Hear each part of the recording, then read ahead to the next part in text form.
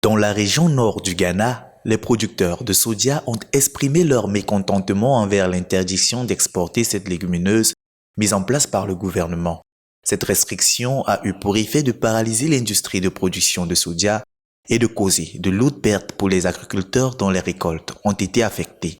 Lors d'une conférence de presse le 26 avril 2023, l'Organisation des producteurs de soja a vivement critiqué cette politique gouvernementale et a demandé une libéralisation du commerce du soja. Le 8 avril 2022, le ministère du Commerce et de l'Industrie du Ghana a annoncé des restrictions sur l'exportation de maïs et de soja vers 8 pays, dont les États-Unis, le Niger, la République démocratique du Congo, l'Italie, le Canada, le Royaume-Uni, le Qatar et la Sierra Leone. Cette décision a été prise pour garantir une production suffisante d'aliments pour l'industrie avicole locale, car le tourteau de soja, qui est essentiel à cette industrie, représente 34% des coûts de production.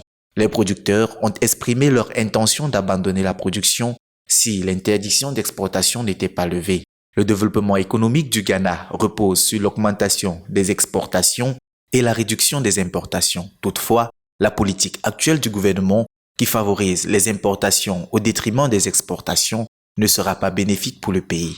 L'Association des producteurs de soja a lancé un appel au gouvernement pour revoir cette politique avant le 15 mai 2023.